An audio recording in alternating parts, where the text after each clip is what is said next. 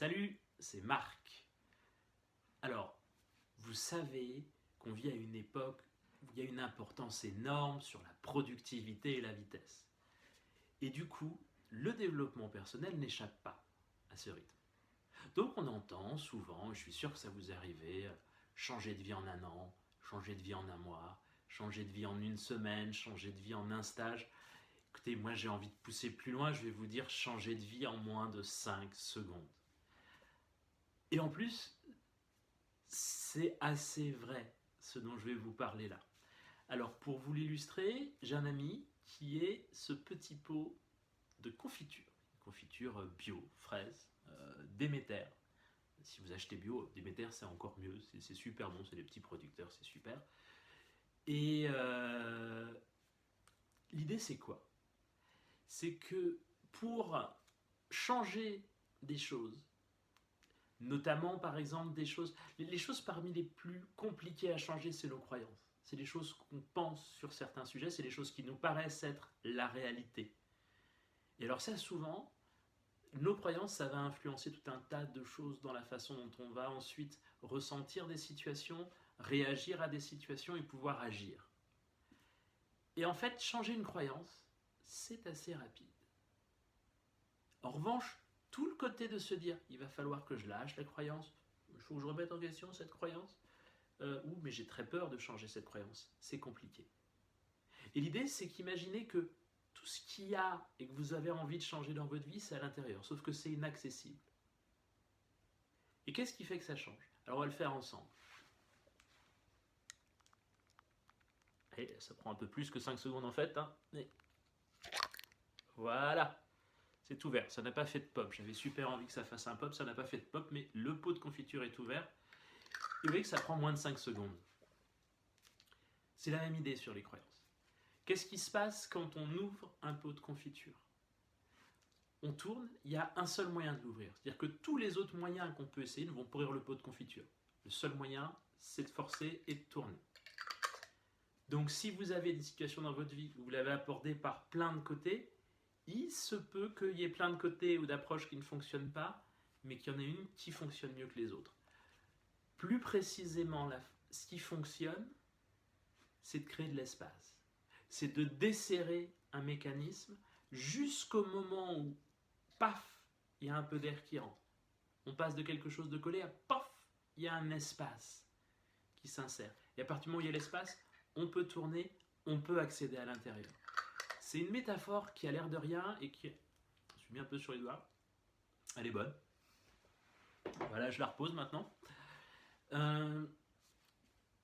Desserrer un mécanisme, à partir du moment où on commence à desserrer quelque chose, à relâcher, soudain on gagne plus de mouvement pour le reste. À partir du moment où on commence face à des situations difficiles, où on prend nos croyances et on commence à ouvrir notre esprit sur et s'il était possible que la vérité soit un peu différente, à ce moment-là, on s'ouvre à d'autres possibilités.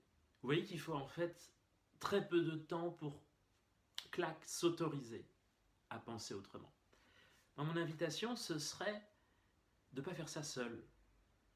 Ce serait que cette partie où vous desserrez le mécanisme, ce soit lors d'une interaction avec une personne. Ce soit accepter, peut-être accepter des messages positifs qui viennent de quelqu'un.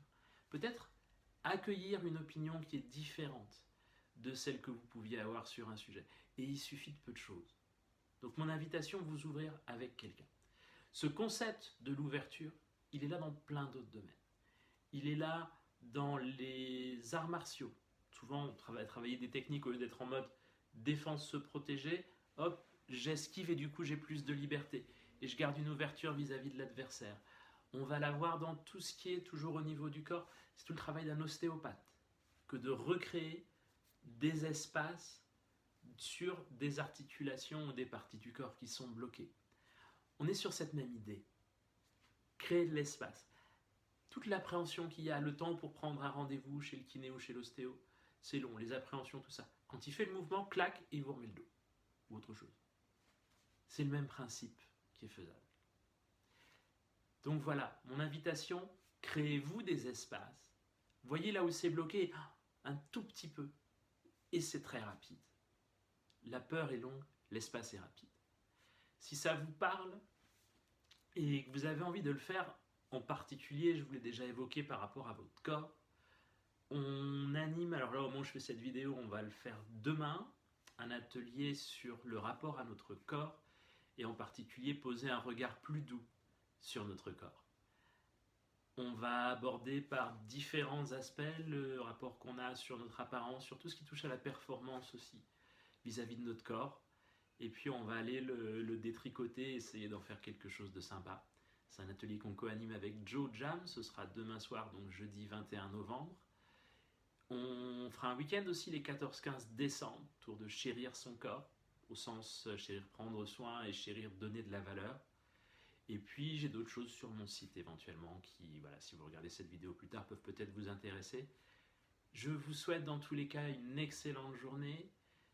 Pensez à trouver, que ce soit dans ce contexte-là ou dans d'autres, qu'est-ce qui en ce moment peut-être mériterait que vous créiez un peu d'espace et trouver une façon, peut-être en parlant avec quelqu'un, de vous créer un peu d'espace.